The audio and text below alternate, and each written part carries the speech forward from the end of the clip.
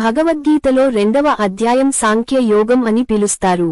ఇది గీతలో అత్యంత ముఖ్యమైన భాగంగా చెప్పబడుతుంది. ఎందుకంటే అర్జునుడు యుద్ధం ముందు విషాదంలో కుంగిపోయినప్పుడు శ్రీకృష్ణుడు ఇక్కడి నుండి అసలు ఉపదేశం మొదలుపెడతాడు. కురుక్షేత్రరంగంలో 2 సైన్యాలు ఎదురెదురుగా నిలబడి ఉన్నాయి.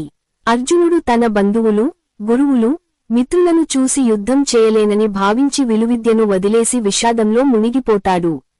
ఆ సమయంలో శ్రీకృష్ణుడు అతనికి ఇలా చెబుతాడు: ఆత్మస్వరూపం అర్జునా, నువ్వు చంపేది శరీరం మాత్రమే, ఆత్మను ఎవరూ చంపలేరు. ఆత్మ జన్మించదు, మరణించదు, అది నిత్యం ఉంటుంది. దుస్తులు పాతబడితే కొత్త దుస్తులు వేసుకున్నట్టే ఆత్మ పాత శరీరాన్ని వదిలి కొత్త శరీరంలో ప్రవేశిస్తుంది. కర్తవ్యము: నువ్వు క్షత్రియుడివి, నీ ధర్మం యుద్ధం చేయడమే. కర్తవ్యాన్ని చేయకుండా ఉండడం పాపం అవుతుంది. ఫలితాల కోసం కాకుండా కర్తవ్యాన్ని మాత్రమే చేయాలి. ఇది నిజమైన కర్మయోగం. సమబుద్ధి: లాభనష్టాలు, విజయం, పరాజయాలు సమానంగా చూడాలి. నిజమైన జ్ఞాని ఆనందం, దుఃఖాలను సమానంగా స్వీకరిస్తాడు. యోగం యొక్క రహస్యం: జ్ఞానం, సాంఖ్య ద్వారా ఆత్మ స్వరూపాన్ని తెలుసుకోవాలి. కర్మ యోగం ద్వారా ఆ జ్ఞానాన్ని ఆచరణలో పెట్టాలి.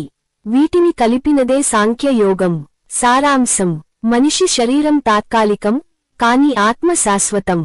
కర్తవ్యాన్ని ఫలితాలపై ఆసక్తి లేకుండా చేయాలి. విజయ, పరాజయాలను సమానంగా చూడగలిగినవాడు యోగి. ఉదాహరణ: నేటి జీవితానికి ఒక విద్యార్థి పరీక్ష రాస్తున్నప్పుడు అతని కర్తవ్యం శ్రద్ధగా చదవడం, పరీక్ష రాయడం.